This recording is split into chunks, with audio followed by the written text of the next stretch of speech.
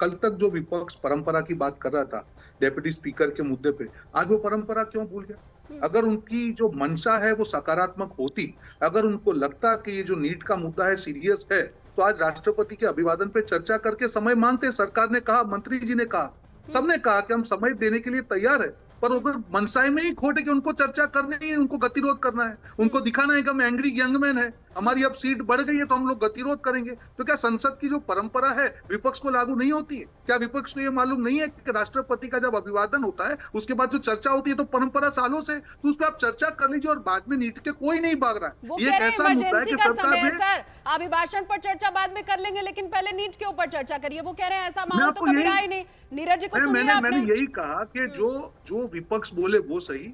जब विपक्ष की बात आती है तो परंपरा की बात वो कर सकती है डेप्यूटी स्पीकर के लिए, पर जब ये राष्ट्रपति के अभिवादन पे आए तब उनको परंपरा का पालन नहीं करता है। मतलब ये तय हो गया कि अब विपक्ष का जो आंकड़ा है 50 से 99 हो गया, अब जो विपक्ष बोलेगा वैसे ही संसद चलेगी, अब विपक्ष बोलेगा वैसे ही देश चलेगा। तो क्या ये संविधान का हनन नहीं है? अगर राष्ट्रपति की जो हमारी महिला राष्ट्रपति है, आदिवासी राष्ट्रपति है, उनके जो अभिवादन पे हम चर्चा करें, ये क्या संसद में ये संविधान के खिलाफ हो जाएगा? हम लोग साथ में खड़े हैं। नीट के जो जितने भी लोग, मैं भरोसा दिलाना चाहूंगा कि सरकार ने सीबीआई के द्वारा जो कार्यवाही हो, सरकार ने जो अधिकारियों के ऊपर कार्यवाही हो, आने वाले दिनों में आप देखें कि किसी की हिम्मत नहीं कोई इस प्रकार का काम करे। हम सब साथ में हैं, पर आप परंपरा तोड़ देंगे क्योंकि आपको दिखाना है कि हम लोग एंग्री यंग मैन हो गए। ये तरीका ठीक नहीं है। अगर आप सक्रियता से, आप एक सकारात्मक विपक्ष के तौर पे इस मुद्दे पे चर्चा चाहते हैं, सरकार ने कहा है पूरा समय चर्चा करेंगे, पर जो परंपरा है राष्ट्रपति जी के अभिवादन पे चर्चा का, उसको तो उल्लंघन मत करिए। ठीक है, तो आप उस प्रक्रिया में आप क्या कर रहे हैं? आप संसद को चलने नहीं दे रही है, परंपरा याद आ रही है, को नहीं चलने देने का याद आ रही है। देश के सामने उनके पास जा नहीं पाई हूँ। विनीत सिंह जी मुझे एक बात बताइए ना, बीजेपी का इतना भी साथ देने की क्या जरूरत है सर? आप बिहार के छात्रों के साथ आपको तो होना चाहिए ना।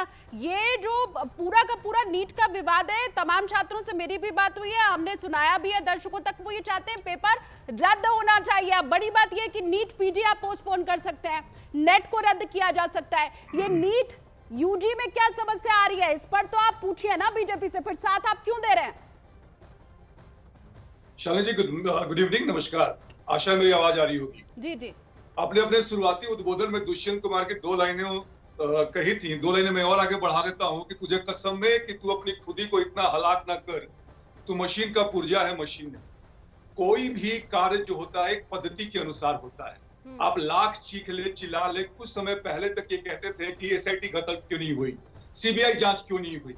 आज वो सारे काम कर दिए गए हैं। जो एक्ट था अगेंस्ट अनफेयर प्रैक्टिसेस, उसको नोटिफाई कर दिया गया। एसआईटी टीम बन गई, नामचीन व्यक्तियों के अधीन में है। सीबीआई इंक्वायरी चल रही है, बिहार में गिरफ्तारियां हो रही है, फिर भी आप हाय तौबा मचाए जा रहे हैं। आपसे ज्यादा चिंता विनीत सिंह जी, ये तो करना ही था ना।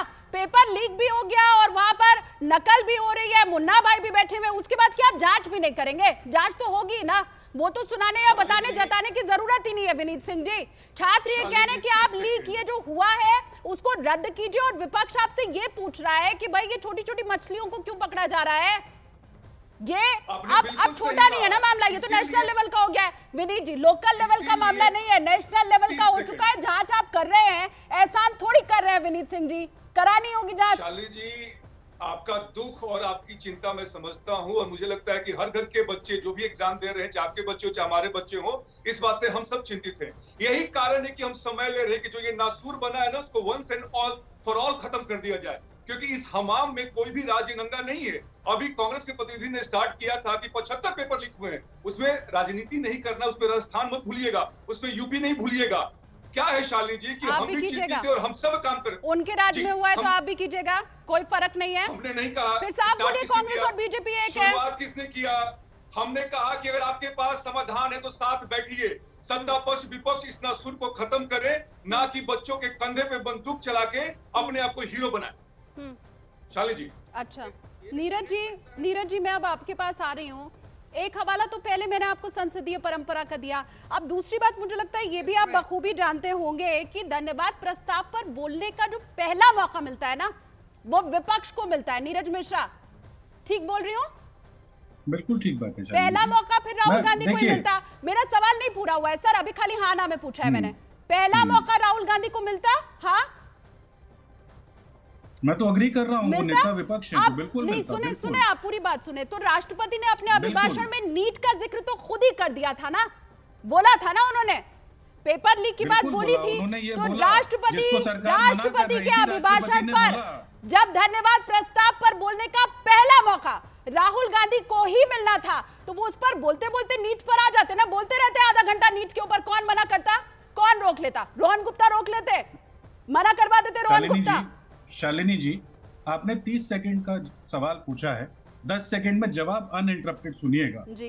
क्योंकि रोहन भाई हमारे पुराने कॉलीग हैं, इनको ध्यान होगा जब हम लोग मणिपुर पर लगातार 60 से 65 बार स्थगन प्रस्ताव लेकर आए और इस सरकार ने सुनने से मना कर दिया, तो आपको ध्यान है मणिपुर पर चर्चा कैसे हुई थी? जब हम अविश्वास प्रस्ताव लेकर आए थे और उसमें भी सरकार बड़ी चालाकी से उसको एक राजनीतिक मंच बनाकर मणिपुर पर बोलने के बजाय इधर उधर की बात करने लगी। रोहन भाई को तो यह बात याद होगी।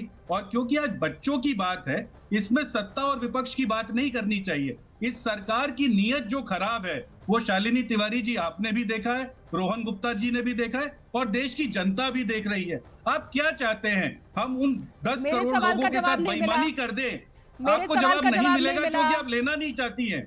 शालिनी जी, आप जवाब एक तरीके का चाहती हैं, आप देश की उस 10 करोड़ आवाम के बारे में नहीं सोच रही जिनके घर में अफेक्टेड पार्टीज हैं। नीरज मिश्रा जी, आपको किसने कह दिया? क्या आप ये चाहते हैं कि बीते 15 दिन से मैं जो डिबेट कर रही हूँ आज भी उसी मसले पर चर्चा करूं? आज मैं संसद में हंगामे पर चर्चा कर रही हूँ नीरज मिश्रा जी।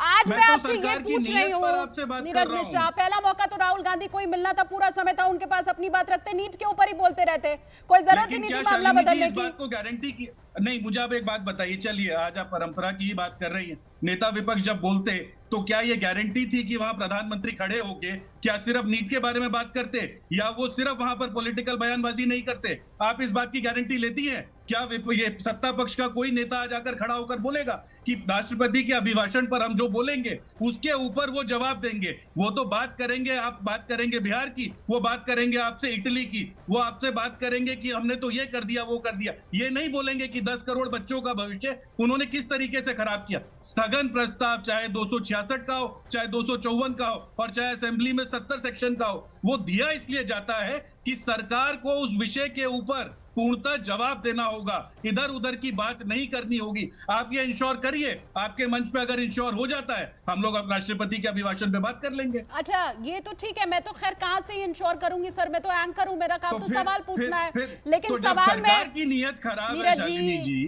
तो मेरी और आपकी नहीं है ना, मेरी और आपकी नीयत खराब नहीं है ना, मेरी और आपकी नहीं है। मैं भी चाहती हूँ जांच हो, आप भी चाहते हैं जांच हो। मैं तो आपसे सीधा सवाल पूछ रही हूँ, ये काम सोमवार को नहीं हो सकता था?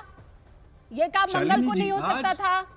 देखिए आपने पहले हाँ ही नहीं हो सकता था, आज का मुहूर्त निकला है, नहीं हो सकता था। अच्छा, नहीं हो सकता कल पार्टी मीटिंग में, इंडिया पार्टी मीटिंग में आप लोगों ने ये तय किया था, चाहिए था। अच्छा शालिनी जी, बच्चों के 23 दिन खराब हो चुके हैं, ये वो बच्चे हैं जो आगे चल के अपना करियर ढूंढ रहे हैं। रोहन गुप्ता जी, उनके लिए एक रोहन गुप्ता से जवाब ले लेते हैं, बहुत देर हम दोनों ने ही चर्चा कर लिया। रोहन गुप्ता जी, आगे ये काम हो नहीं सकता था, आज ही अगर झुका पाएंगे तो सरकार को झुका पाएंगे, सोमवार मंगल तक का मुहूर्त है नहीं।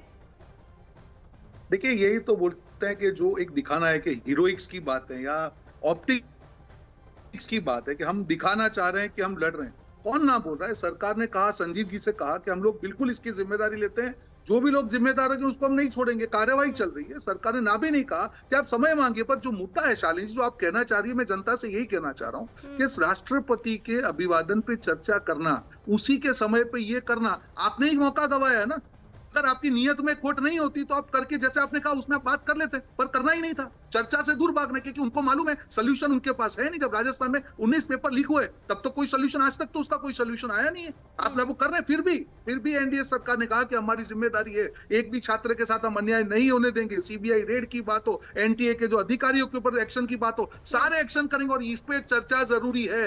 ये किसी एक पार्टी से रिलेटेड मुद्दा नहीं है शालिनी जी, मैं बहुत जिम्मेदारी से ये बात कर रहा हूँ। सारी पार्टी, सारे लोग, सबको मिलकर एक सिस्टम बनाना पड़ेगा कि किसी भी आदमी की या किसी ग्रुप की हिम्मत ना हो कि हमारे जो स्टूडेंट है उनके भविष्य के साथ खेल पाए। पर इसका मतलब ये नहीं है कि संसदीय जो प्रणाली आप उसको तोड़ के मनमाने तरीके से आप चाहें कि नहीं हमको तो आज यही चर्चा करनी है, तब आप वही चर्चा करें। आप जब बोलेंगे नहीं डेप्यूटी स्पीकर पद में तो परंपरा का पालन कीजिए, और राष्ट्रपति के अभिवादन में नहीं हमको परंपरा का पालन नहीं करना है, हमको तो आज ही, ये तरीका गलत है। आप जो बताना चाह रहे हैं कि विपक्ष सशक्त हुआ है, उसको आप कंस्ट्रक्टिव तौर में दिखाइए जनता को कि विपक्ष के सशक्त होने से जनता को क्या फायदा है। विपक्ष के नंबर बढ़ाने से जनता का फायदा नहीं है, ये समझना पड़ेगा। जब विपक्ष के नंबर कम थे तब भी सदन नहीं चलने दिया जा रहा था, अब विपक्ष के नंबर ज्यादा है तब भी सदन नहीं चलने दिया जा रहा है। आप लोगों की स्ट्रैटेजी कहाँ बदली सर? जनता के साथ है, जनता का मुद्दा उठाएंगे। मुझे एक चीज बताइए सर, अखिलेश कटियार, राष्ट्रपति के, एक मिनट शालिनी जी मैं जवाब दे दूं आपको। संसद में राष्ट्रपति जी के अभिवादन पे चर्चा की, एक मिनट, सिर्फ 10 सेकंड, 10 सेकंड, सिर्फ 10 सेकंड। शालिनी में सिर्फ ये कहना है कि संसद में राष्ट्रपति जी के अभिवादन पे चर्चा की मांग करना क्या ये तानाशाही है या संसद नहीं चलने की बात है? तो हम परंपरा की बात करें, सिर्फ रूल फॉलो कीजिए। अभी भी बात कर रहा हूँ, भले जो करना था कर लिया, मैं पॉजिटिवली बात कर रहा हूँ कि नीट के मुद्दे पे विपक्ष चर्चा करे, पूरी सत्ता पार्टी आपके साथ खड़ी हुई है। जो जैसे अभी बीजेपी के प्रवक्ता जो बोल रहे हैं कि हम सीबीआई 2018 में आपने सीबीआई की जांच, जब ये परीक्षा पेपर लीक हुआ था तो सीबीआई सौंपी तो उसका कोई परिणाम नहीं आया। सरकार की नीयत में खोट है।